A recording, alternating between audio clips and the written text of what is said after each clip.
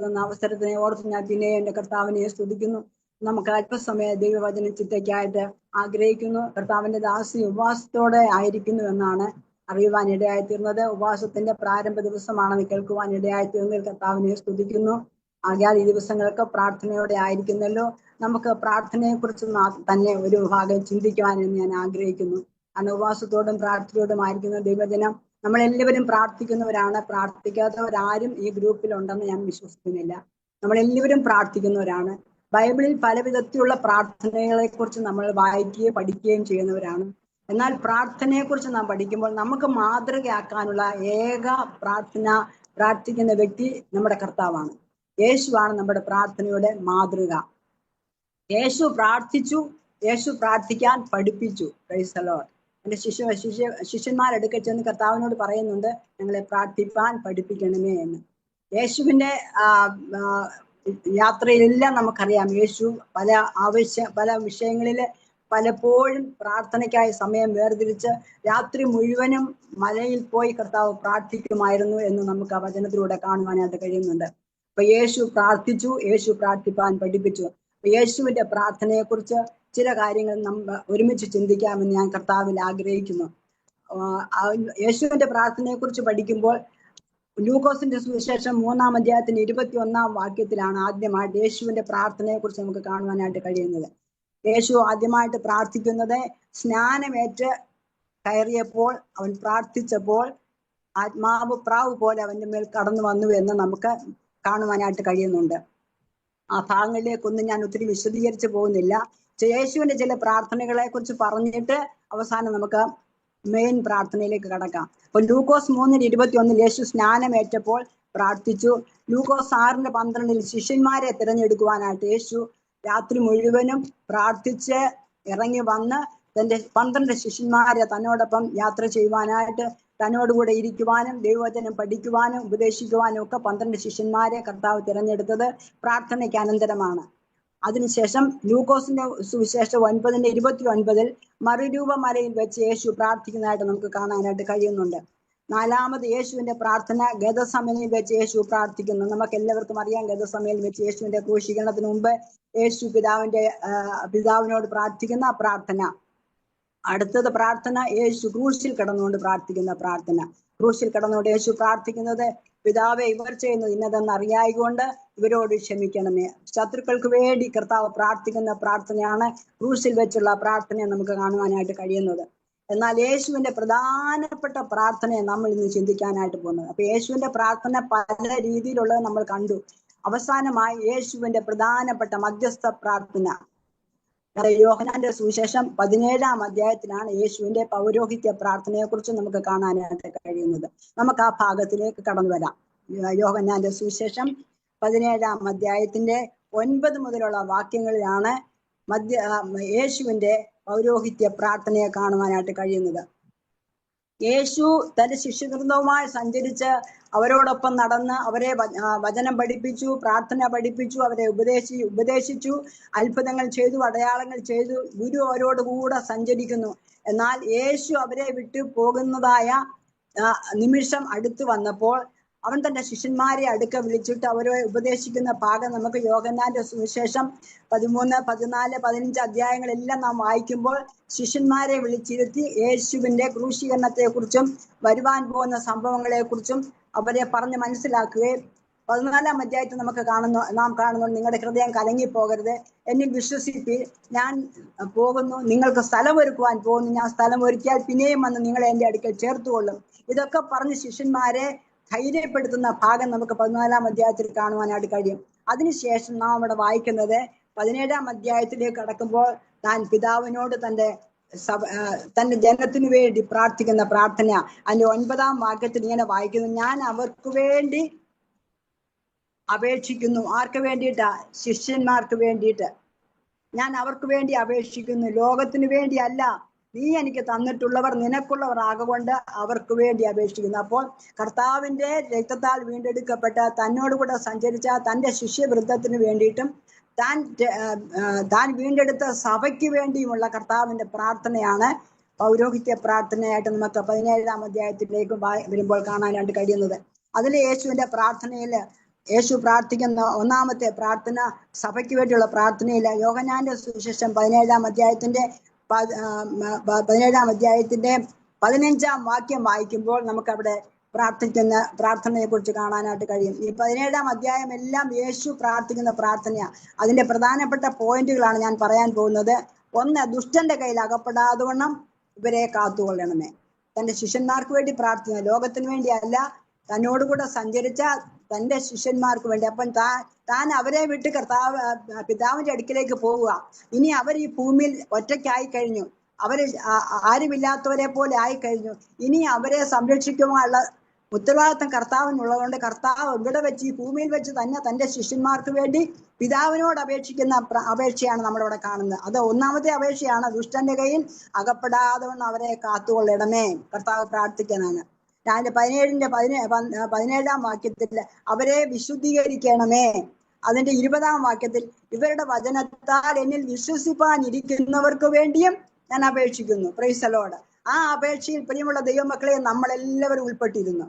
അപ്പൊ ശിഷ്യന്മാർക്ക് വേണ്ടി പ്രാർത്ഥിച്ച കർത്താവ്, അവരെ വിശുദ്ധീകരിക്കണമെന്ന് പ്രാർത്ഥിച്ച കർത്താവ് അടുത്ത പ്രാർത്ഥിക്കുന്നതാണ് ഇവരുടെ വചനത്താൽ അവർ പ്രസംഗിക്കുന്ന വചനം കേട്ട് വിശ്വസിക്കുന്നവർക്ക് വേണ്ടിയും കർത്താവ് പ്രാർത്ഥിക്കുന്നു. ആ പ്രാർത്ഥനയുടെ ഫലമാണ് നമ്മൾ ഓരോരുത്തരും ഇന്ന് ഇവിടെ ആയിരിക്കുന്നത്. Price the lord, hallelujah. അവരുടെ വചനത്താൽ വിശ്വസിപ്പാനിരിക്കുന്നവർക്ക് വേണ്ടി പ്രാർത്ഥിക്കുന്നു. അടുത്തത്, അവർ ഐക്യത്തിൽ തികഞ്ഞവരായിരിക്കേണ്ടതിനായിട്ട് പ്രാർത്ഥിക്കും. അവർ ഐക്യതയുള്ളവരായിരിക്കാനായിട്ട് പ്രാർത്ഥിക്കുന്നു. അതിന്റെ 23-ാം വാക്യം. അതിന്റെ 24-ാം വാക്യം, ഞാൻ ഇരിക്കുന്ന ഇടത്ത് അവരും എന്നോടുകൂടെ ഇരിക്കണം. Praise the lord, hallelujah. പ്രിയ ദൈവമക്കളെ, ഈ 17-ാം അധ്യായം ഉണ്ടല്ലോ, നമ്മൾ മനസ്സിരുത്തി ആദ്യം മുതൽ അവസാനം വരെ ഒന്ന് വായിച്ചാൽ നമ്മുടെ കർത്താവിന്റെ ആ സ്നേഹം, നമ്മോടുള്ള കർത്താവിന്റെ സ്നേഹം, തന്റെ ശിഷ്യന്മാരുള്ള കർത്താവിന്റെ സ്നേഹം, തന്നെ വിശ്വസിക്കുവാൻ പോകുന്ന തന്റെ ജനത്തോടുള്ള കർത്താവിന്റെ സ്നേഹം വ്യക്തമായിട്ട് ആ അധ്യായത്തിൽ നമുക്ക് കാണാനായിട്ട് കഴിയുന്നുണ്ട്. കാരണം അവർ ഈ ലോകത്തിലാണ്, കർത്താവ് അവരെ വിട്ടു പോകുക. ഇനി അവർ തനിയെ ഈ ലോകത്തിൽ ജീവിക്കണം. അപ്പൊ അവർക്ക് നേരിടാൻ പോകുന്ന എന്തെല്ലാമാണെന്ന് കർത്താവിന് നന്നായിട്ട് അറിയാം, മുൻകൂട്ടി അറിയാം.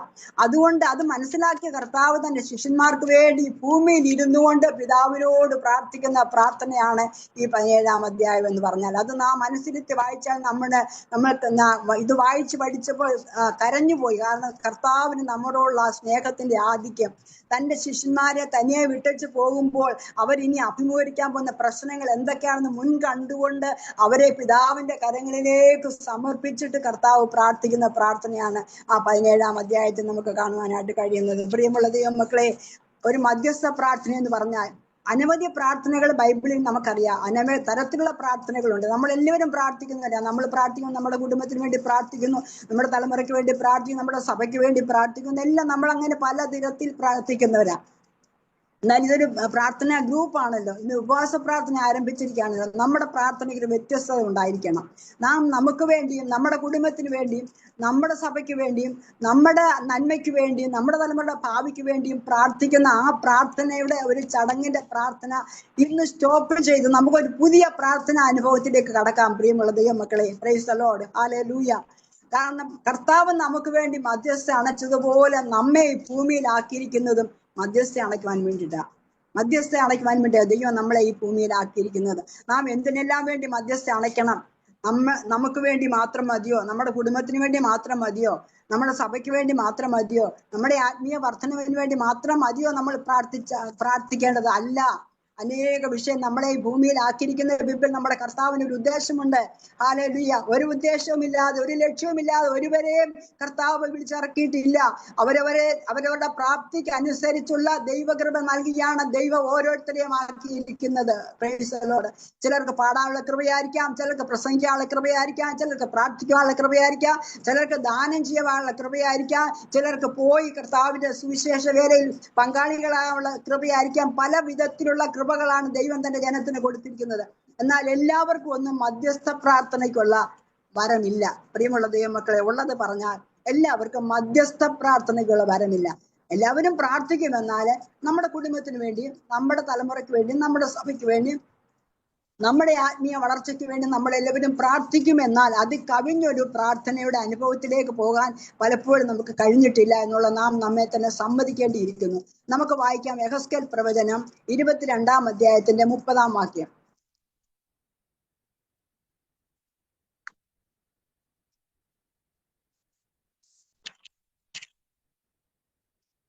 യഹെസ്കേൽ പ്രവചനം 22:30 അതിൽ വായിക്കുന്നില്ലെങ്കിൽ ഞാൻ വായിക്കാം. ഞാൻ ദേശത്തെ നശിപ്പിക്കാതെ വണ്ണം അതിന് മതിൽ കെട്ടി എന്റെ മുൻപാകെ ഇടിവിൽ നിൽക്കേണ്ടതിന് ഒരു പുരുഷനെ ഞാൻ അവരുടെ ഇടയിൽ അന്വേഷിച്ചു, ആരെയും കണ്ടില്ല താനും. Price the Lord. ഇവിടെ നമ്മൾ വായിക്കുന്നത് പഴയ നിയമസഭയായ ഇസ്രായേലിനെ കുറിച്ചുള്ള ഒരു സംഭവമാണ് നമുക്ക് അതിന് മുൻ ചരിത്രത്തിലൂടെ മനസ്സിലാക്കാനായിട്ട് കഴിയുന്നത്. അതിന്റെ 22-ാം അധ്യായത്തിന്റെ 25 അതിന്റെ 26 മുതലുള്ള വാക്യങ്ങൾ വായിച്ചതിന് ശേഷം ഇത് വായിച്ചെങ്കിലേ നമുക്കിത് മനസ്സിലാകത്തുള്ളൂ. എന്തിനു വേണ്ടിയാണ് ഇങ്ങനെ ഒരു ഇടിവിൽ നിൽക്കുവാൻ, ദേശത്തിന് വേണ്ടി, ദേശത്തെ നശിപ്പിക്കാതെ വേണം അതിനെ മതിൽ കെട്ടി എന്റെ മുൻപാകെ ഇടിവിൽ നിൽക്കുവാൻ ഒരു പുരുഷനെ ഞാൻ ഇവരുടെ ഇടയിൽ അന്വേഷിച്ചു, ആരെയും കണ്ടില്ല. സഹോദരിമാരുടെ മീറ്റിംഗ് ആണല്ലോ. പുരുഷന്മാരെ മലയാളം ബൈബിളെ എനിക്കറിയത്തുള്ളൂ. മലയാളം ബൈബിളിൽ പുരുഷന്മാരെ അന്വേഷിച്ചു എന്നാണ് എന്റെ ഒറിജിനൽ തർജ്ജമ. എനിക്ക് അറിഞ്ഞുകൂടാ എങ്കിലും സഹോദരിമാരായ നമ്മളോടാണ് ഈ ദൈവത്തിന്റെ വചനം. പുരുഷന്മാർ പലയിടത്തും ഇല്ലാതെ പോകുന്നത് കൊണ്ടാണ് സഹോദരിമാരെ പ്രാർത്ഥനയ്ക്കായി ദൈവം ഉത്സാഹത്തോടെ എഴുതിപ്പിച്ചുകൊണ്ടിരിക്കുന്നത്. Praise the lord. ഹല്ലേലൂയ. അപ്പൊ അതിന്റെ മുൻഭാഗങ്ങൾ നമ്മളൊന്ന് വായിച്ചെങ്കിലേ നമുക്ക് ഈ വാക്യത്തിന്റെ അർത്ഥം മനസ്സിലാകുകയുള്ളൂ. അതിന്റെ 26-ാം വാക്യത്തിൽ ഇങ്ങനെ വായിക്കുന്നു: അവർ അതിന് നടുവിൽ വിധവമാരെ വർദ്ധിപ്പിക്കുന്നു, അതിലെ പുരോഹിതന്മാർ എന്റെ ന്യായപ്രമാണത്തോട് ദ്രോഹം ചെയ്ത് എന്റെ വിശുദ്ധ വസ്തുക്കളെ അശുദ്ധമാക്കുന്നു. അപ്പൊ ഇവിടെ പ്രവാചകനായ യഹെസ്കേലിനോട് ദൈവം അരുളി ചെയ്തത്, നീ പോയി പുരോഹിതന്മാരുടെ കൂട്ടത്തിൽ നോക്കണം. എനിക്ക് വേണ്ടി, എന്റെ ദേശത്തിന് വേണ്ടി ഇടിവിൽ നിൽക്കുവാൻ പുരോഹിതന്മാരുടെ കൂട്ടത്തിൽ ആരെങ്കിലും ഉണ്ടോ എന്ന് നോക്കാൻ പറഞ്ഞു ചെന്ന് പുരോഹിതന്മാരുടെ ഇടയിൽ നോക്കിയപ്പോൾ, പുരോഹിതന്മാരുടെ ഇടയിൽ അവിടെ വായിക്കുന്ന നമുക്ക് മനസ്സിലാകും, പുരോഹിതന്മാരുടെ ഇടയിൽ നോക്കിയപ്പോൾ പുരോഹിതന്മാരാരുമില്ല. അവരെന്തോ ചെയ്യുക? പുരോഹിതന്മാർ എന്റെ ന്യായപ്രമാണത്തോട് ദ്രോഹം ചെയ്ത് എന്റെ വിശുദ്ധ വസ്തുക്കളെ അശുദ്ധമാക്കുന്നു. പുരോഹിതന്മാരുടെ ഇടയില് മധ്യസ്ഥ അണയ്ക്കുവാൻ ആരെയും കാണുന്നില്ല. ഹല്ലേലൂയ. അതിന്റെ 2-ാമത്തെ ഭാഗം, അതിന്റെ 27-ാം വാക്യത്തിൽ, അതിന്റെ നടുവിലെ പ്രഭുക്കന്മാർ ലാഭം ഉണ്ടാക്കേണ്ടതിന് കടിച്ചു കീറുന്ന ചെന്നായ്ക്കളെ പോലെ രക്തം ചൊരിയുവാനും ദേഹികളെ നശിപ്പിക്കാനും നോക്കുന്നു. അപ്പൊ ഒന്ന് പുരോഹിതന്മാരുടെ ഇടയിൽ അന്വേഷിച്ചു, ആരെങ്കിലും ഉണ്ടോ എന്റെ ദേശത്തിനു വേണ്ടി ഇടിവിൽ നിൽക്കുവാൻ ആരെങ്കിലും ഉണ്ടോ നോക്കി. പുരോഹിതന്മാരുടെ ഇടയിൽ ആരുമില്ല. അവർ ന്യായപ്രമാണത്തെ മറന്ന് സഞ്ചരിക്കുന്നു.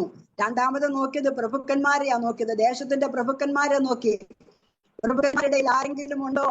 പ്രഭുക്കന്മാരുടെ ഇടയിൽ ആരുമില്ല. അത് കഴിഞ്ഞ് അടുത്ത് 3-ാമത് നോക്കുന്നു, അതിലെ പ്രവാചകന്മാരെ നോക്കുന്നു. പ്രവാചകന്മാരുടെ കൂട്ടത്തിൽ ആരെങ്കിലും ഉണ്ടോ ദേശത്തിന് വേണ്ടി ഇടിവിൽ നിൽക്കുവാൻ? പ്രവാചകന്മാരെ നോക്കിയപ്പോ അവിടെ എന്തോ വായിക്കുന്ന, പ്രവാചകന്മാർ വ്യാജം ദർശിച്ചും കള്ളപ്രവചനം പറഞ്ഞും യഹോവ അരുളി ചെയ്യാതിരിക്കെ യഹോവയെ കർത്താവ് ഇപ്രകാരം അരുളി ചെയ്യുന്നു എന്ന് പറഞ്ഞ ജനത്തെ വഴിതെറ്റിക്കുന്നു പ്രവാചകന്മാർ. അപ്പൊ പുരോഹിതന്മാരുടെ കൂട്ടത്തിൽ ആരെങ്കിലും ഉണ്ടോ നോക്കിയിട്ടില്ല, പ്രഭുക്കന്മാരുടെ കൂട്ടത്തിൽ ആരെങ്കിലും ഉണ്ടോ നോക്കിയിട്ടില്ല. 3-ാമത് പ്രവാചകന്മാരുടെ കൂട്ടത്തിൽ ആരെങ്കിലും ഉണ്ടോ നോക്കിയിട്ട് പ്രവാചകന്മാരെയും കാണുന്നില്ല.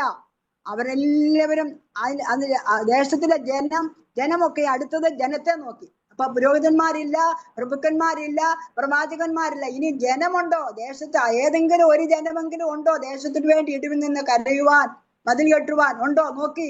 ജനമില്ല. ജനത്തെ കുറിച്ച് പറയുന്നത് 29-ാമത്തെ വാക്യം, ദേശത്തിലെ ജനം ഞെരുക്കം ചെയ്യുകയും പിടിച്ചു പറിക്കുകയും എളിയവനെയും ദരിദ്രനെ ഉപദ്രവിക്കുകയും പരദേശിയെ അന്യായമായി പീഡിപ്പിക്കുകയും ചെയ്യുന്നു. ഹല്ലേലൂയ. അപ്പം നോക്കിയപ്പം ആരുമില്ല. ദൈവമക്കളെ, നമ്മൾ ചിന്തിക്കണം. പഴയ നിയമ ഇസ്രായേലിനെ കുറിച്ചാണ് ഇവിടെ വിവരിച്ചിരിക്കുന്നത്. പുരോഹിതന്മാർ ന്യായപ്രമാണം ഉപേക്ഷിക്കുന്നു, പ്രഭുക്കന്മാർ പിടിച്ചു പറിക്കുന്നു. ഹല്ലേലൂയ. പ്രവാചകന്മാർ കള്ളപ്രവചനം പറയുന്നു. ജനത്തിനിടയിൽ നോക്കിയപ്പോൾ ജനത്തിനിടയിലും ആരുമില്ല. അപ്പോഴാണ് പ്രവാചകനായ യഹെസ്കേൽ പറയുന്നത്, ഞാൻ ദേശത്തിനു വേണ്ടി മതിൽ കെട്ടി ഇടിവിൽ നിൽക്കുവാൻ ഒരു പുരുഷനെ ഇവരുടെ കൂട്ടത്തിലെല്ലാം അന്വേഷിച്ചു നോക്കി, ആരെയും കണ്ടില്ല. ഹല്ലേലൂയ. Price the Lord. ഇത്രയും പേരുണ്ടായിട്ട് ഇവരുടെ കൂട്ടത്തിൽ എങ്ങും ആരെയും കണ്ടില്ല. നാം ഇപ്പോൾ ഒന്ന് ചിന്തിച്ചു നോക്കി, ഇത് പഴയ നിയമത്തിന്റെ ഭാഗമാണല്ലോ ആന്റി എന്ന് പറഞ്ഞാൽ, നമ്മുടെ ഇന്നത്തെ ചരിത്രം, ഇന്നത്തെ സഭയുടെ അന്തരീക്ഷം, ഇന്നത്തെ സഭാ ലോകം അല്ലെങ്കിൽ ആത്മീയ ലോകത്തിലേക്ക് കണ്ണോടിച്ചാൽ ഇത് തന്നെ അല്ലേ നമുക്ക് കാണാനായിട്ട് കഴിയുന്നത്. ഹല്ലേലൂയ.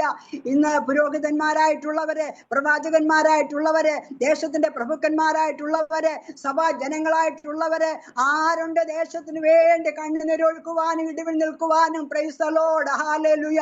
അങ്ങനെ ആരെയും ദൈവം തിരഞ്ഞു കാണാതിരിക്കുന്നത് കൊണ്ട് പ്രിയമുള്ള സഹോദരിമാരെ, ചുരുക്കം ചിലരായ ചില സഹോദരിമാര് നമ്മെ പോലെയുള്ളവരെ അവിടെ ഇവിടെയും ദൈവം എഴുന്നേൽപ്പിച്ച് ഹല്ലേലൂയ ഇങ്ങനെയുള്ള പ്രാർത്ഥനാ ഗ്രൂപ്പുകളെ സംഘടിപ്പിച്ചുകൊണ്ട് ദേശത്തിന് വേണ്ടി ഇടിവിൽ നിൽക്കുവാൻ, ഹല്ലേലൂയ, സഭാ വ്യത്യാസം കൂടാതെ, സംഘടനാ വ്യത്യാസം കൂടാതെ, ജാതി വ്യത്യാസം കൂടാതെ, ഒരു വ്യത്യാസവുമില്ല.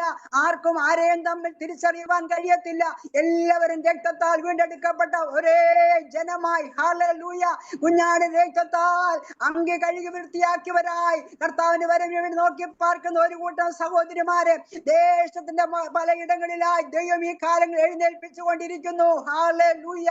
ഇന്ത്യക്ക് വേണ്ടി പ്രാർത്ഥിക്കുവാൻ, ഇന്ത്യ രാജ്യത്തിന് വേണ്ടി ഇടിവിൽ നിൽക്കുവാൻ. നമ്മുടെ രാജ്യം വല്ലാത്ത ഒരു അന്തരീക്ഷത്തിലേക്ക് പോയിക്കൊണ്ടിരിക്കുന്നു. നമ്മുടെ സഭകൾ വല്ലാത്ത ഒരു നിലവാരത്തിലേക്ക് താണിറങ്ങിക്കൊണ്ടിരിക്കുന്നു. എന്ന ആത്മീയ ലോകത്തിലേക്ക് കണ്ണോടിച്ചാൽ ഞാൻ അതിനെ കുറിച്ച് വിശദീകരിക്കേണ്ട കാര്യമില്ലല്ലോ. പ്രിയമുള്ള ദൈവമക്കളെ, പുതിയ നിയമ പഴയ നിയമ ഇസ്രായേലിൽ അങ്ങനെ സംഭവിച്ചെങ്കിൽ പുതിയ നിയമ ഇസ്രായേൽ ആയിരിക്കുന്നു നമ്മുടെ ഇടയിലും, ആത്മീയ നേതാക്കന്മാരുടെ ഇടയിലും, ആത്മീയരെന്ന് അഭിമാനിക്കുന്ന പ്രവാചകന്മാരുടെ ഇടയിലും, ഉപദേഷ്ടക്കന്മാരുടെ ഇടയിലും സത്യത്തിന് വേണ്ടി നിൽക്കുന്ന, ന്യായത്തിന് വേണ്ടി നിൽക്കുന്ന, നീതിക്ക് വേണ്ടി നിൽക്കുന്ന എത്ര പേരുണ്ട് എന്നുള്ളത് നമുക്ക് എല്ലാവർക്കും നന്നായിട്ട് അറിയുവാൻ കഴിയുന്നുണ്ട്. ഹല്ലേലൂയ. ഇതിന്റെ നടുവിലാണ് ചിലരെ ദൈവം വേർതിരിച്ചുകൊണ്ട് അങ്ങിങ്ങായിരുന്നുകൊണ്ട് ഹല്ലേലൂയ ഹല്ലേലൂയ ഹല്ലേലൂയ കരഞ്ഞുകൊണ്ട് നിലവിളിക്കുന്ന ചില സഹോദരിമാരോട് ഇന്ന് രാത്രികാലം ദൈവത്തിന്റെ പരിശുദ്ധാത്മാവിനെ പറയുവാനുള്ളത്, ഹല്ലേലൂയ, നീ നിലവിളിക്കുന്നൊന്നും വൃഥാവല്ല, നിന്റെ കണ്ണുനീരൊന്നും വൃഥാവല്ല, നീ പ്രാർത്ഥിക്കുന്ന പ്രാർത്ഥനകളൊന്നും വൃഥാവല്ല. ഇന്ന് നമ്മൾ നോക്കുമ്പോൾ അതിനൊന്നും മറുപടി കാണുന്നില്ലല്ലോ എന്ന് നമ്മൾ പലപ്പോഴും ചിന്തിച്ചു പോകുമെന്നാൽ ദൈവത്തിന്റെ പ്രവൃത്തി ദൈവം തക്ക സമയത്ത് കാലാകാലങ്ങളിലായി അങ്ങിങ്ങായി പ്രവർത്തിച്ചു കൊണ്ടിരിക്കുന്നുണ്ട്. അതിന് യാതൊരു സംശയവുമില്ല. ഹല്ലേലൂയ. നമ്മൾ ലോകത്തിന്റെ ഉണർവിന് വേണ്ടി, ലോകരാജ്യങ്ങളുടെ രക്ഷയ്ക്ക് വേണ്ടിയൊക്കെ നമ്മൾ പ്രാർത്ഥിക്കുന്നവരാണല്ലോ. പലപ്പോഴും സംഭവങ്ങളും അനേക ചരിത്രങ്ങളും അനേക വിഷയങ്ങളൊക്കെ നമ്മൾ മാധ്യമങ്ങളിലൂടെ മനസ്സിലാക്കിക്കൊണ്ടിരിക്കുന്നു. നമ്മളാരും സിറിയയിലോ അല്ലെങ്കിൽ നമ്മളാരും മുസ്ലിം രാജ്യങ്ങളിലോ ഒന്നും പോകുന്നില്ല എങ്കിലും മുസ്ലിങ്ങൾക്ക് വേണ്ടി, മുസ്ലിം രാജ്യങ്ങൾക്ക് വേണ്ടി പ്രാർത്ഥിക്കുന്ന അനേക സഹോദരിമാരുണ്ട്. ഇതിന്റെ കൂട്ടത്തിലും അനേകരുണ്ട്. പ്രിയമുള്ള ദൈവമക്കളെ, നിങ്ങളുടെ ധൈര്യത്തിനായി പറയട്ടെ, അനേക മുസ്ലിം രാജ്യങ്ങൾ ദൈവം ഉണർവഹിച്ചു കൊണ്ടിരിക്കുകയാണ്. അനേക മുസ്ലിങ്ങൾ രക്ഷിക്കപ്പെട്ടുകൊണ്ടിരിക്കുകയാണ്. നമ്മൾ അറിയുന്നില്ല. അനേക തീവ്രവാദി നേതാക്കന്മാർ രക്ഷിക്കപ്പെട്ടുകൊണ്ടിരിക്കുകയാണ്. ഹല്ലേലൂയ.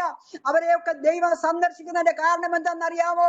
അവർക്കൊക്കെ വേണ്ടി രാജ്യത്തിന്റെ പലയിടങ്ങളിൽ ഇരുന്ന് കുരുകിനെ പോലെ ദൈവസന്നിധി നിലവിളിക്കുന്ന അനേക പ്രിയപ്പെട്ടവരുണ്ട്. അവരുടെ പ്രാർത്ഥനയുടെ ഫലമായി ദൈവം അങ്ങിങ്ങായിട്ട് അനേകരെ എഴുന്നേൽപ്പിച്ചുകൊണ്ടിരിക്കുന്നതിനാ ഞാൻ എന്റെ കർത്താവിനെ നന്ദിർന്ന ഹൃദയത്തോടെ സ്തോത്രം ചെയ്യുന്നു. ഹല്ലേലൂയ.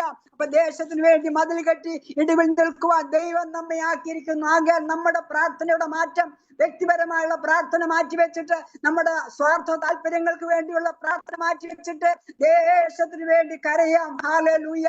ദേശത്തിന് വേണ്ടി നിലവിളിക്കാം. ഹല്ലേലൂയ. നമ്മുടെ രാജ്യത്തിന് വേണ്ടി പ്രാർത്ഥിക്കാം. ഇന്ന് രാത്രി നമുക്ക് അതിനായി ഈ ഉപവാസ പ്രാർത്ഥന അതിന്റെ ഒരു കാരണമായി തീരട്ടെ. Price the Lord.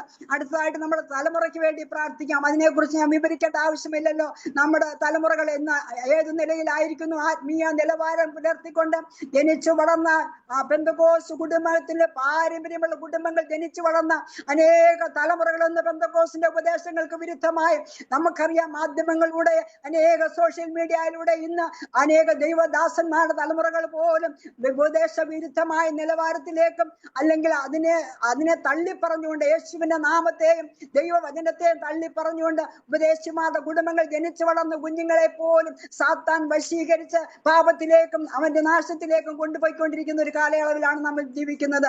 ആകയാൽ നമ്മൾ നിലവിളിക്കണം. ഹല്ലേലൂയ. വിലാപങ്ങളുടെ പുസ്തകം നമ്മൾ വായിക്കുമ്പോൾ നമുക്ക് മനസ്സിലാക്കാനായിട്ട് കഴിയുന്നുണ്ടല്ലോ. വിലാപങ്ങളുടെ പുസ്തകത്തിൽ ഇങ്ങനെ വായിക്കുന്നു, ഹല്ലേലൂയ, സിയോൻ പുത്രിയുടെ മതിലേ, രാവും പകലും ഓലോല കണ്ണുനീരൊഴുക്കുക, നിനക്ക് തന്നെ സ്വസ്ഥത നൽകരുത്, നിന്റെ കണ്ണന് വിശ്രമിക്കുകയും അരുത്. രാത്രിയുടെ യാമാരംഭത്തിൽ എഴുന്നേറ്റ് നിലവിളിക്കാം. നിന്റെ ഹൃദയത്തെ വെള്ളം പോലെ കർത്തസന്നിൽ പകരുക. വീതികളുടെ തലയ്ക്കലൊക്കെ വിശപ്പ് കൊണ്ട് തളർന്നു കിടക്കുന്ന നിന്റെ കുഞ്ഞുങ്ങളുടെ ജീവരക്ഷയ്ക്കായി അവങ്കിലേക്ക് കൈ മലർത്തുക. ഹല്ലേലൂയ. ഇസ്രായേലിന്റെ ചരിത്രത്തെ കുറിച്ചാണ് അവിടെ വിവരിക്കുന്നതെങ്കിലും നമുക്ക് മനസ്സിലാക്കാം. ഇന്ന് രാത്രികാലം പ്രിയ ദൈവമക്കളെ, നമ്മുടെ സഭാ അന്തരീക്ഷത്തില്, നമ്മുടെ ദേശത്തില്, നമ്മുടെ കുടുംബങ്ങളിലൊക്കെ ആത്മീയ വിശപ്പ് കൊണ്ട്, ആത്മീയമായി തളർച്ച പ്രാപിച്ച്, ആത്മീയമായി ശോഷണം പ്രാപിച്ച്, ആത്മീയ ജീവിതത്തിൽ പിന്മാറ്റിപ്പോയി എത്രയോ തലമുറകളാണ് ദൈവത്തിൽ നിന്ന് അകന്നുകൊണ്ടിരിക്കുന്നത്. ആ മാധ്യമങ്ങളിലൂടെ നമ്മൾ കാണുകയും കേൾക്കുകയും ചെയ്യുന്നു. ഇന്നത്തെ സോഷ്യൽ മീഡിയയിലും ഇന്നത്തെ മൊബൈലിൻ്റെതായ അമിതമായ ഉപയോഗങ്ങളും ഒക്കെ അനേക കുഞ്ഞുങ്ങളെ ദൈവത്തിൽ നിന്നും വചനത്തിൽ നിന്നും അകറ്റിക്കൊണ്ടിരിക്കുകയല്ലേ. നമ്മുടെ തലമുറകൾക്ക് വേണ്ടി നമുക്ക് പ്രാർത്ഥിക്കാം, തലമുറകൾക്ക് വേണ്ടി നമുക്ക് നിലവിളിക്കാം. ഹല്ലേലൂയ. ദേശത്തിന് വേണ്ടി മതിൽ കെട്ടി പ്രാർത്ഥിക്കാം, തലമുറകൾക്ക് വേണ്ടി പ്രാർത്ഥിക്കാം. ഹല്ലേലൂയ. അടുത്തതായിട്ട് നമുക്ക് പ്രാർത്ഥിക്കുവാനുള്ളത് കഷ്ടം അനുഭവിക്കുന്നവർക്ക് വേണ്ടി പ്രാർത്ഥിക്കാം. കഷ്ടം അനുഭവിക്കുന്നവർക്ക് പ്രാർത്ഥിപ്പാൻ ദൈവത്തിന്റെ വചനം നമ്മെ പഠിപ്പിക്കുന്നുണ്ട്. Hallelujah. Price the lord. Hallelujah. എബ്രായ ലേഖനം 13-ാം അധ്യായത്തിന്റെ 2-ാം വാക്യത്തിൽ ഇങ്ങനെ വായിക്കുന്നുണ്ട്, നിങ്ങൾ തടവുകാരെന്ന പോലെ തടവുകാർക്ക് വേണ്ടി പ്രാർത്ഥിക്കുക. ഹല്ലേലൂയ.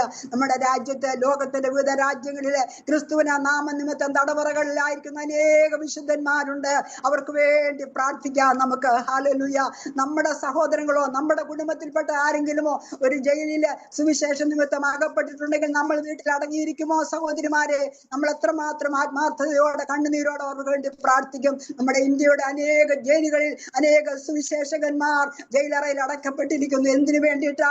അവർ ദോഷം പ്രവർത്തിച്ചിട്ടല്ല, കൊലപാതകളായിട്ടല്ല, മോഷ്ടാക്കളായിട്ടല്ല, യേശുവിന്റെ നാമനിമിത്തം. ഹല്ലേലൂയ. യേശുവിന്റെ നാമനിമിത്തം അനേകം കഷ്ടതയിലായിരിക്കുന്നു. ആരാധനാ സ്വാതന്ത്ര്യം നഷ്ടപ്പെട്ടവരായി, കുടുംബങ്ങൾ നഷ്ടപ്പെട്ടവരായി, ഗ്രാമങ്ങളിൽ നിന്ന് പുറത്താക്കപ്പെട്ടവരായി അനേക ദൈവമക്കൾ പത്രദ്വാരയൊക്കെ നിങ്ങൾ വായിക്കുകയും കേൾക്കുകയും അറിയുകയും ചെയ്യുന്നു ഞാൻ വിശ്വസിക്കുന്നു. അപ്രകാരം അനേക ദൈവമക്കൾ കഷ്ടം അനുഭവിക്കുന്നു. അവർക്ക് വേണ്ടി നമ്മുടെ സമയം വേർതിരിക്കുവാൻ നമുക്ക് കഴിയുമോ? പ്രാർത്ഥിക്കാം. ഹല്ലേലൂയ. ഹല്ലേലൂയ. നമ്മുടെ കർത്താവ് തന്നെ അതിനൊരു ഉദാഹരണമാണ്. കർത്താവ് ഗെത്സമനെ തോട്ടത്തിൽ പോയി കഷ്ടതയുടെ വേദനയുടെ നടുവിൽ കണ്ണുനീരോടെ നിലവിളിച്ച് പ്രാർത്ഥിക്കുമ്പോൾ തന്റെ ശിഷ്യന്മാരായ ഏറ്റവും പ്രിയപ്പെട്ട 3 പേരെ കൂട്ടിക്കൊണ്ടുപോയി. പത്രോസ്, യാക്കോബ്, യോഹന്നാൻ. അവരോടുകൂടെ എന്നോടുകൂടെ അല്പസമയം എന്നോടുകൂടെ ആയിരിക്കാം എന്ന് പറഞ്ഞ് അവരെ കൂട്ടിക്കൊണ്ടുപോയത്. കർത്താവ് അവരെ വിട്ട് അല്പദൂരം പോയി കണ്ണുനീരോട് പിതാവിനോട് പ്രാർത്ഥിച്ച് മടങ്ങി വന്നപ്പോൾ അവരെന്തോ ചെയ്യുക?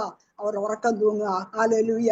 അവർ ഉറക്കം തൂങ്ങുക. കർത്താവ് അവരോട് പറയുന്നുണ്ട്, നിങ്ങൾക്ക് ഒരു നാഴിക പോലും എന്നോടുകൂടെ ഉണർന്നിരിപ്പാൻ കഴിഞ്ഞില്ലയോ? ഹല്ലേലൂയ.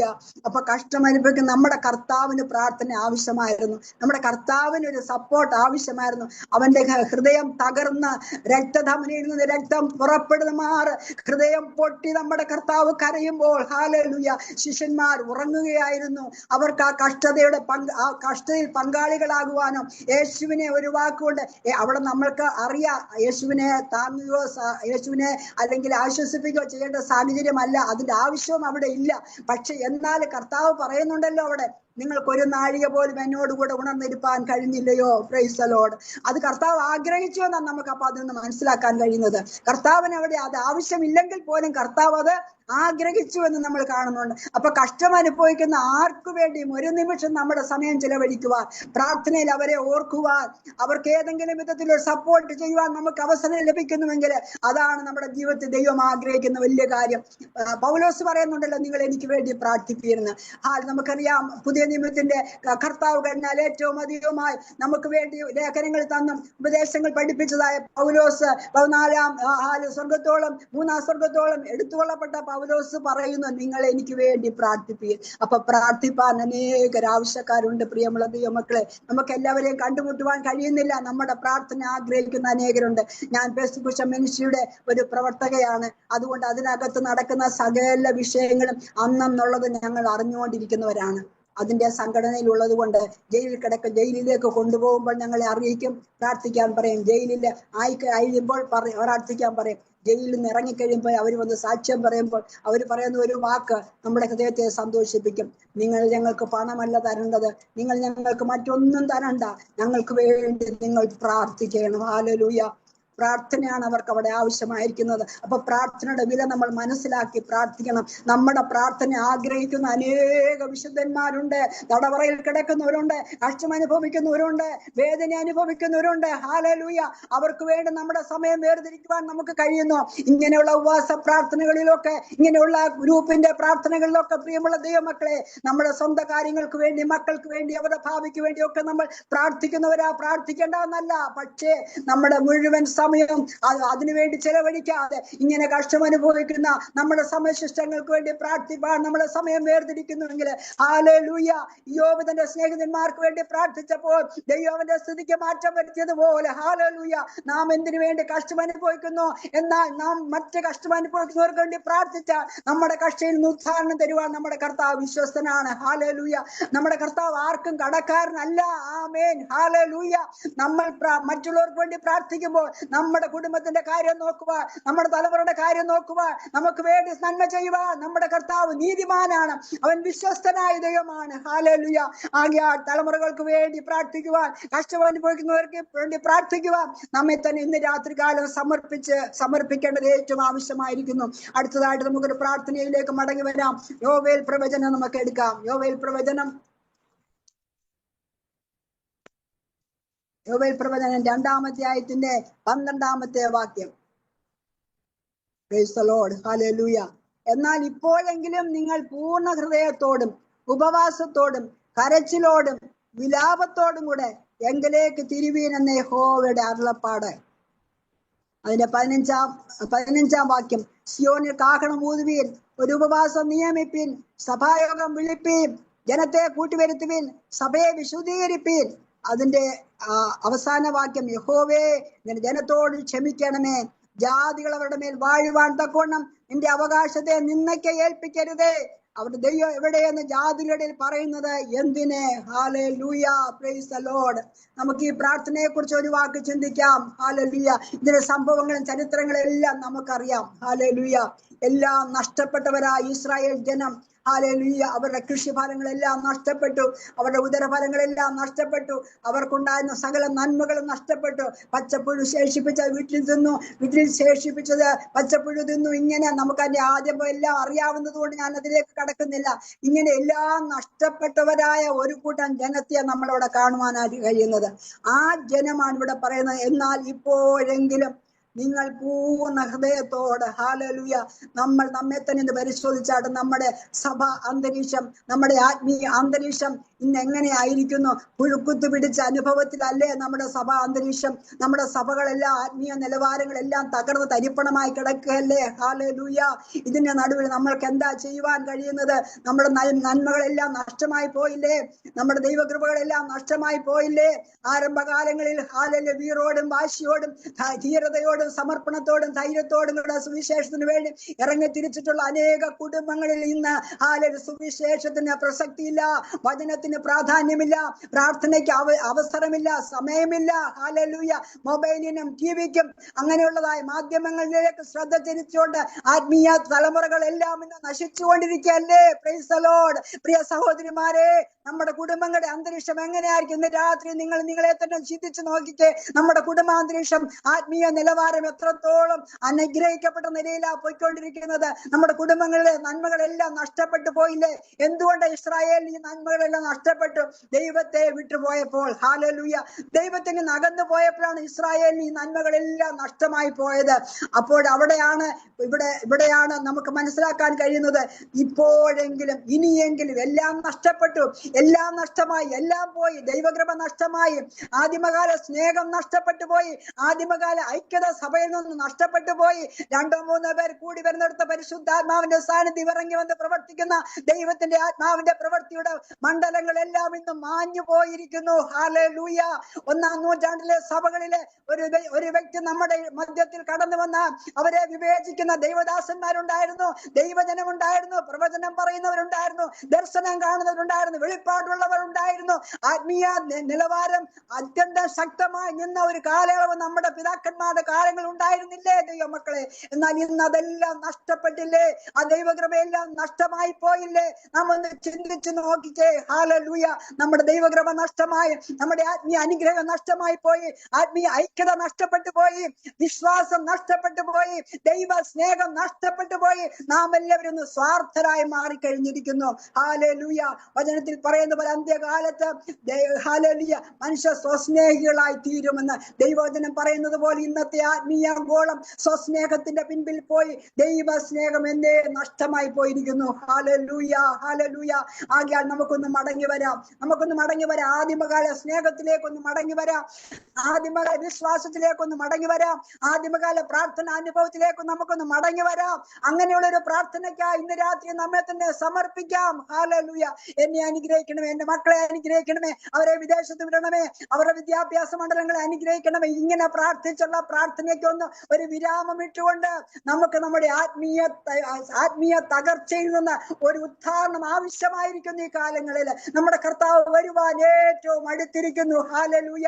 തനിക്കായി കാത്തു നിൽക്കുന്നവരുടെ പ്രത്യാശയ്ക്കായി അവൻ പാപം കൂടാതെ രണ്ടാമത് പ്രത്യക്ഷമാകും. ഇനി ഏറ്റവും അല്പകാലം കഴിഞ്ഞിട്ട് വരുവാനുള്ളവൻ വരും, താമസിക്കുകയുമില്ല. നമ്മുടെ കർത്താവ് വരുവാൻ ഏറ്റവും അടുത്തിരിക്കുന്ന ഈ കാലയളവില് നമ്മൾ ആദിമകാല വിശ്വാസത്തിലേക്കൊന്ന് മടങ്ങിപ്പോകാം, ആദിമകാല ദൈവസ്നേഹത്തിലേക്കൊന്ന് മടങ്ങിപ്പോകാം, ആദിമകാല ഐക്യതയിലേക്കൊന്ന് മടങ്ങിപ്പോകാം. എന്തുകൊണ്ട് പരിശുദ്ധാത്മാവ് ഇന്ന് നമ്മുടെ മധ്യത്തിൽ പ്രവർത്തിക്കുന്നില്ല? നാം നമ്മെ തന്നെ ഒന്ന് ശോധന ചെയ്ത് നോക്കിയേ. ഹല്ലേലൂയ. രണ്ടുപേര് കൈ കൊടുത്ത ഒരു വിഷയത്തിന് വേണ്ടി പ്രാർത്ഥിച്ച് അവിടെ ദൈവത്തിന്റെ പരിശുദ്ധാത്മാവ് ഇറങ്ങി വിഷയത്തിന് പരിഹാരം നൽകി തരുമായിരുന്നു. എന്നാൽ ഇന്ന് നമുക്ക് രണ്ടുപേര് വിശ്വാസികൾ തമ്മിൽ, പ്രിയമുള്ള ദൈവമക്കളെ, മനസ്സ് തുറന്നൊന്ന് ചിന്തിച്ച് രണ്ട് വിശ്വാസികൾ തമ്മിൽ കൈ കൊടുത്ത് ആത്മാർത്ഥതയോടൊന്ന് പ്രാർത്ഥിക്കാൻ ഒക്കുമോ? ഇന്ന് രഹസ്യങ്ങൾ തമ്മിൽ പങ്കുവെച്ച് പ്രാർത്ഥിക്കാൻ ഇന്ന് സാധ്യമാകുമോ? ഒരാളോട് നമ്മുടെ രഹസ്യം തുറന്നു പറഞ്ഞ് പ്രാർത്ഥിക്കാൻ ഇന്ന് സാധിക്കത്തില്ല. ഇന്ന് സഭകളിൽ പോലെ എഴുന്നേറ്റിരുന്ന പരസ്യമായി നമ്മുടെ വിഷയങ്ങളൊന്ന് പറഞ്ഞ് പ്രാർത്ഥിക്കുവാൻ നമുക്ക് സാധിക്കത്തില്ല. കാരണം പ്രാർത്ഥന ഇറങ്ങുന്നതിന് മുമ്പേ വരാത്തവരുടെ ചെവിയിൽ അത് എത്തിയിരിക്കും, ആ വിഷയം എത്തിയിരിക്കും. കാരണം മൊബൈൽ ഫോൺ ഉണ്ടല്ലോ. നീ അറിഞ്ഞോടി ഇന്ന് ഇങ്ങനാടി സാക്ഷ്യം പറഞ്ഞത്, മനസ്സിലായോ? ഇതാണ് അങ്ങനെയുള്ള അനുഭവത്തിലൂടെ ഇരിക്കുന്നവരുടെ പ്രാർത്ഥന എങ്ങനെ ദൈവത്തിന്റെ പരിശുദ്ധാത്മാവ് പ്രവർത്തിക്കും? പ്രിയമുള്ള ദൈവമക്കളെ, ആകയാൽ ദൈവം ആഗ്രഹിക്കുന്ന എന്താ? നമുക്കറിയാം, പുതിയ നിയമത്തിന്റെ പ്രാരംഭത്തിൽ അപ്പോസ്തല പ്രവൃത്തി 2-ാം അധ്യായത്തിലാണ് ദൈവസഭയുടെ ഉദ്ഘാടനവും പരിശുദ്ധാത്മാവിന്റെ പകർച്ചയും നമ്മൾ കണ്ടത്. അവിടെ അവർ കൂടിയിരുന്നവരുടെ ഹൃദയം ഏക ഹൃദയമായിരുന്നു. Praise the lord. 2-ാം അധ്യായം 3-ാം അധ്യായം എല്ലാം നമ്മൾ വായിക്കുമ്പോൾ അവിടെ പ്രത്യേകം എടുത്തു പറയുന്നുണ്ട്. അവർ ഏക ഹൃദയമുള്ളവരായിരുന്നു, അവർ ഐക്യതയോടെ പ്രാർത്ഥിച്ചു, അവർ ഒരു മനസ്സോടെ പ്രാർത്ഥിച്ചു. Price the Lord. അവിടെ എല്ലാം എടുത്തു പറയുന്നതാണ്. ഒരു മനസ്സോടെ, ഐക്യതയോടെ, ഏകാഗ്രതയോടെ. ഇതാണ് പ്രാർത്ഥന. ഈ പ്രാർത്ഥനയ്ക്ക് ദൈവം പ്രതിഫലം തരുന്നത്. ഇവിടെയാണ് പരിശുദ്ധാത്മാവ് പ്രവർത്തിക്കുന്നത്. ഇന്നത്തെ നമ്മുടെ പ്രാർത്ഥന അനുഭവത്തില് ഇങ്ങനെ ഒരു അനുഭവം ഉണ്ടോ എന്ന് ഇന്ന് രാത്രി നമ്മെ തന്നെ ഒന്ന് ശോധന ചെയ്ത് നോക്കിയേ, പ്രിയമുള്ള ദൈവമക്കളെ. അതുകൊണ്ട് എന്ത് ചെയ്യണം? ഇവിടെ പറയുന്നു, നിങ്ങൾ ഇപ്പോഴെങ്കിലും നിങ്ങൾ പൂർണ്ണ ഹൃദയത്തോടും ഉപവാസത്തോടും കരച്ചിലോടും വിലാപത്തോടും കൂടെ എങ്കിലേക്ക് തിരുവീനെന്ന് യഹോവയുടെ അരുളപ്പാട്. ഹല്ലേലൂയ. ഇത് നമ്മോടുള്ള ദൈവത്തിന്റെ ദൂത. ഇനിയെങ്കിലും ഒരു മടങ്ങി വരവ്. ഹല്ലേലൂയ. കർത്താവേ, പണ്ടത്തെ പോലൊരു നല്ല കാലം ഞങ്ങൾക്ക് തരയണമേ. ഹല്ലേലൂയ. നമ്മുടെ പിതാക്കന്മാരൊക്കെ കഷ്ടം സഹിച്ച്, ഹല്ലേലൂയ, പ്രതികൂലങ്ങളെ സഹിച്ച് പ്രശ്നങ്ങളുടെ മുമ്പിൽ ധൈര്യത്തോടെ നിന്ന കർത്താവിനെ സാക്ഷിച്ച പിതാക്കന്മാരുടെ തലമുറകളാ നമ്മളെല്ലാവരും. ഹല്ലേലൂയ. എന്നാൽ അവരനുഭവിച്ച ആത്മീയ സന്തോഷം, അവരനുഭവിച്ച ദൈവകൃപ ഇന്ന് നമുക്ക് അനുഭവിക്കാൻ കഴിയുന്നുണ്ടോ എന്ന് നമ്മെ തന്നെ ഒന്ന് ശോധന ചെയ്ത് നോക്കണേ സഹോദരിമാരെ. എന്തുകൊണ്ട് സാധിക്കുന്നില്ല? എന്തുകൊണ്ട് നമുക്കത് അനുഭവമാക്കുവാൻ കഴിയുന്നില്ല? നമ്മുടെ ദൈവസ്നേഹം നഷ്ടപ്പെട്ടു പോയി, നമ്മുടെ ആത്മീയ ദൈവകൃപ നഷ്ടപ്പെട്ടു പോയി, ഐക്യത നഷ്ടപ്പെട്ടു പോയി.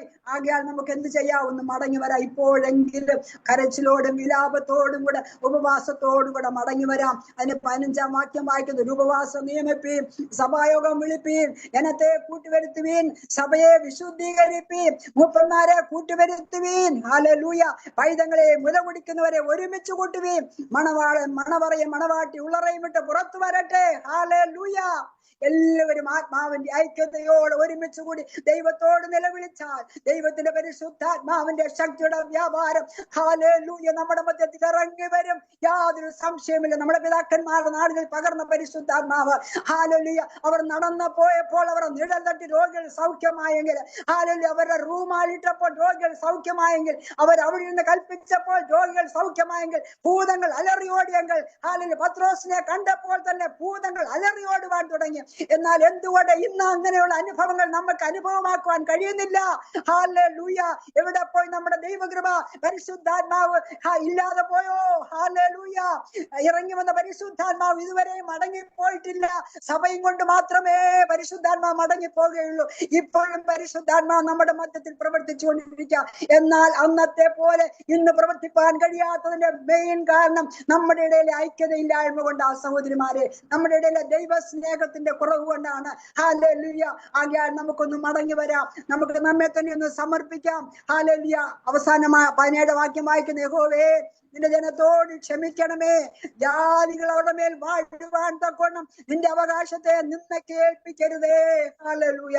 പ്രിയമുള്ള ദൈവമക്കളെ, സഹോദരിമാരെ, എനിക്ക് നിങ്ങളോട് പറയുവാനുള്ളത്, കർത്താവേ ഞാൻ നിമിത്തം, എന്റെ കുടുംബ നിമിത്തം കർത്താവിന്റെ നാമം ദൂഷിക്കപ്പെടുവാൻ അനുവദിക്കല്ലേ. എന്റെ തലമുറ മുഖാന്തരം കർത്താവിന്റെ നാമം ദൂഷിക്കപ്പെടുവാൻ അനുവദിക്കല്ലേ. കർത്താവേ, ജാതിയുടെ നിന്റെ ദൈവം എവിടെയെന്ന് ജാതികൾ പറയുവാൻ ഇടയാകാതിരിക്കേണ്ടതിന് ചില ദൈവ പ്രവൃത്തിയിൽ ഈ നാളുകളിൽ നമ്മളിൽ വെളിപ്പെടുവാൻ, നമ്മുടെ കുടുംബങ്ങളിൽ വെളിപ്പെടുവാൻ, നമ്മുടെ സഭകളിൽ വെളിപ്പെടുവാൻ പരിശുദ്ധാത്മാവ് നമ്മുടെ നടുവിൽ ഉണ്ട്. ഹല്ലേലൂയ. പരിശുദ്ധാത്മാവിന് ഒരു കുറവും വന്നിട്ടില്ല. എന്നാൽ പ്രവർത്തനത്തിന് കുറവ് വന്നെങ്കിൽ അത് നമ്മുടെ ജീവിതത്തിന്റെ കുറവാണെന്ന് മനസ്സിലാക്കി ഇന്ന് രാത്രി കാലം ഹല്ലേലൂയ മടങ്ങി വരുവാൻ നമ്മെ തന്നെ സമർപ്പിക്കാം. പ്രിയമുള്ള ദൈവമക്കളെ, ഹല്ലേലൂയ. നമ്മളെല്ലാവരും പ്രാർത്ഥിക്കുന്നവരാ. എന്നാൽ ഇന്ന് രാത്രി ദൈവാത്മാവ് എന്നെ ഓർപ്പിച്ചത് മധ്യസ്ഥ പ്രാർത്ഥനയ്ക്ക് വേണ്ടി നമ്മെ സമർപ്പിക്കാം. എനിക്ക് വേണ്ടി, എന്റെ കുടുംബത്തിന് വേണ്ടി, എന്റെ ഭർത്താവിന് വേണ്ടി, എന്റെ മക്കൾക്ക് വേണ്ടിയുള്ള പ്രാർത്ഥന മാറ്റിവെച്ചിട്ട് നമ്മെ ദൈവം ഏൽപ്പിച്ച ഒരു വലിയ ഉത്തരവാദിത്തമുണ്ട്. ഹല്ലേലൂയ. ദേശത്ത് ജനം നശിക്കുന്നു, ആയിരങ്ങൾ പാപത്തിൽ നശിക്കുന്നേ. ഹല്ലേലൂയ. നമ്മുടെ സമശിഷ്ടങ്ങളായ നമ്മുടെ ചുറ്റുപാടുകളായ അനേകർ പാപത്തിൽ നശിച്ചുകൊണ്ടിരിക്കുന്നു. കർത്താവെ, ഒന്നിനെയെങ്കിലും ആ കർത്താവിലേക്ക് നയിക്കുവാൻ, സുവിശേഷം പങ്കുവയ്ക്കുവാൻ, ഒരു ട്രാക്ടെങ്കിലും കൊടുക്കുവാൻ, ഹല്ലേലൂയ, അവർക്ക് വേണ്ടി ഒന്ന് പ്രാർത്ഥിക്കുവാൻ, ഒരു തുള്ളി കണ്ണുനീർ ഒഴുക്കുവാൻ ഇന്ന് രാത്രി നിനക്ക് കഴിയുന്നുവെങ്കിൽ നിന്റെ പ്രാർത്ഥന ഫലവത്തായി, പ്രൈസ് ദി ലോർഡ്, നിന്റെ ഉപവാസം പ്രയോജനമായി, നിന്റെ കണ്ണുനീരിന് വിലയുണ്ട്. സഹോദരിമാരെ, ഇന്ന് രാത്രി കാലം എനിക്ക് നിങ്ങളെ ഓർപ്പിക്കുവാനുള്ളത് ഇത് മാത്രമേ ഉള്ളൂ. ആൾക്കാലം ഇനി ആദ്യമില്ല. നമ്മുടെ കുഞ്ഞുങ്ങളെല്ലാം പഠിച്ച് പാസ്സായ ഡോക്ടറായ, എഞ്ചിനീയറായി, ഇനി കുറെ കാലങ്ങളിലൂടെ സുഭിക്ഷമായി ജീവിച്ച് അങ്ങനെ വലിയതായ മണിമാണികളൊക്കെ വെച്ച് പാർക്കാമെന്ന് നാം ആരും ധരിക്കണ്ട. നമ്മുടെ കർത്താവ് അടുക്കൽ വാതിൽക്കലായിരിക്കുന്നു. Hallelujah, hallelujah, hallelujah. ആകയാൽ നമുക്ക് തന്നെ ഒരുങ്ങാം, അനേകരെ ഒരുക്കിയെടുക്കാം. ആദ്യമേ നമുക്ക് തന്നെത്താനെ ഇന്ന് രാത്രി കാലം ഒന്ന് ഒരുങ്ങുമായി സമർപ്പിക്കാം. Price the Lord. നമ്മെ തന്നെ ഒന്ന് കാണാം. കർത്താവ്, എന്റെ പ്രാർത്ഥനയുടെ അനുഭവം, എന്റെ പ്രാർത്ഥന രീതി എപ്രകാരമുള്ളതാണ്? ഹല്ലേലൂയ. ഈ പറഞ്ഞ കാര്യങ്ങളിൽ എന്തെങ്കിലും ഞാൻ പ്രാർത്ഥനയ്ക്കായി സമയം വേർതിരിച്ചിട്ടുണ്ടോ എന്ന് നമ്മെ തന്നെ ഒന്ന് സമർപ്പിക്കാൻ. രാത്രിയുടെ യാമങ്ങളിൽ എഴുന്നേറ്റ് പ്രാർത്ഥിക്കുവാൻ. Price the lord. ഹല്ലേലൂയ. അർദ്ധരാത്രിയിലെ പ്രാർത്ഥനയ്ക്ക് വലിയ പ്രാധാന്യമുണ്ട്. ഹല്ലേലൂയ. 4-ാം യാമത്തിലെ പ്രാർത്ഥനയ്ക്ക് വലിയ പ്രാധാന്യമുണ്ട്. നാം ചിലതിന് വില കൊടുത്തെങ്കിൽ മാത്രമേ ചിലത് പ്രാപിക്കുവാൻ കഴിയത്തുള്ളൂ. ഗോതമ്പ് മണി തനിയെ ഇരുന്നാൽ ഒരു ഫലവുമില്ല, അത് ചത്തുവെങ്കിലേ ഫലം കായ്ക്കത്തുള്ളൂ. നാം ചിലതൊക്കെ വിടുവാൻ, ചിലതൊക്കെ നഷ്ടമാക്കുവാൻ, ചില ഉറക്കം മാറ്റിവെക്കുവാൻ, ഹല്ലേലൂയ, ചില സമയം മാറ്റിവെക്കുവാൻ, വില കൊടുക്കുവാൻ നാം തയ്യാറായാൽ ദൈവം നമ്മുടെ മധ്യത്തിൽ പ്രവർത്തിക്കും. യാതൊരു സംശയവുമില്ല. കാലം അമാന്തിച്ചു പോയില്ല. ഇനിയുള്ള സമയമെങ്കിലും കർത്താവ് നമ്മെ ഏൽപ്പിച്ചിരിക്കുന്ന ശുശ്രൂഷ എന്തായിരുന്നാലും, ഏത് തരത്തിലുള്ളതായാലും, അതിൽ അല്പത്തിൽ വിശ്വസ്തരായവരെ ദൈവം അധികത്തിന് വിചാരകരാക്കും. ഹല്ലേലൂയ. ആകയാൽ നമ്മെ തന്നെ ഇന്ന് രാത്രി കാലം ഒരു പ്രാവശ്യം കൂടെ ശോധന ചെയ്തുകൊണ്ട് നമുക്ക് പ്രാർത്ഥനയ്ക്കാൻ നമ്മെ തന്നെ ഏൽപ്പിക്കാം. ഹല്ലേലൂയ. കർത്താവേ, എന്റെ പ്രാർത്ഥനയിൽ കഴിഞ്ഞകാല ജീവിതത്തിൽ വന്നു പോയിട്ടുള്ള കുറവുകളെ പരിഹരിച്ച് ദൈവത്തിന്റെ പരിശുദ്ധാത്മാവ് അന്വേഷിക്കുന്നുണ്ട്. ദേശത്തിന് വേണ്ടി മതിൽ കെട്ടി ഇടിവിൽ നിൽക്കുവാൻ ഞാനൊരു പുരുഷനെ അന്വേഷിക്കുന്നു. ഹല്ലേലൂയ. ആരെയും കണ്ടില്ല താനും. പ്രിയ സഹോദരിമാരെ, ഇന്ന് രാത്രി കാലം നമ്മെ കർത്താവ് അന്വേഷിക്കുന്നു. ദേശത്തിന് വേണ്ടി ഇടിവിൽ നിൽക്കുവാൻ, തലമുറയ്ക്ക് വേണ്ടി ഇടിവിൽ നിൽക്കുവാൻ, കഷ്ടം അനുഭവിക്കുന്നവർക്ക് വേണ്ടി ഇടിവിൽ നിന്ന് പ്രാർത്ഥിക്കുവാൻ. ഹല്ലേലൂയ. ദൈവകൃപ പ്രാപിച്ച കഴിഞ്ഞ കാലങ്ങൾ ജ്വലിച്ച് പ്രകാശിച്ച ഉപദേശകന്മാരുടെ നടുവില് പലപ്പോഴും ദൈവവചനത്തിന് വിരുദ്ധമായ ഉപദേശ വൈക്യമില്ലാത്ത നിലവാരത്തിലേക്ക് വചനത്തിൽ നിന്ന് തെറ്റിയ ഒഴിഞ്ഞു പോകുന്ന ഈ കാലഘട്ടത്തില് മടങ്ങി വരവിന് വേണ്ടി ഹല്ലേലൂയ ഒരു പ്രാവശ്യം കൂടെ നമുക്ക് നമ്മെ തന്നെ സമർപ്പിച്ചുകൊണ്ട് ദൈവസഭകളെ ഓർത്ത് പ്രാർത്ഥിക്കാം. കർത്താവേ, ഞങ്ങൾക്ക് പണ്ടത്തെ പോലൊരു നല്ല കാലം തരണമേ.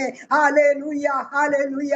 ആണ്ടുകൾ കഴിയും മുമ്പേ നിന്റെ പ്രവൃത്തിയെ ജീവിപ്പിക്കുമാറാകണമേ കർത്താവേ.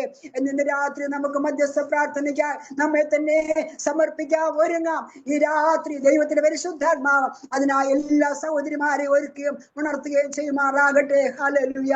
പ്രത്യേകമായ അനേക കാര്യങ്ങൾ ഒന്നും വിശദീകരിച്ച് മുൻപോട്ട് പോകാൻ ഞാൻ ആഗ്രഹിക്കുന്നില്ല. എന്റെ ദൈവം എന്നെ ഏൽപ്പിച്ച ശുശ്രൂഷ ഇത് മാത്രമാണ്. ഹല്ലേലൂയ. ഞാനൊരു പ്രാസംഗി അല്ല. ദൈവമക്കളെ, നിങ്ങൾ ആരും അങ്ങനെ ധരിക്കരുതേ. ഞാനൊരു ഹല്ലേലൂയ ഒരു അടുക്കളയിൽ മാത്രം ജീവിച്ച് അടുക്കള കൊണ്ട് മാത്രം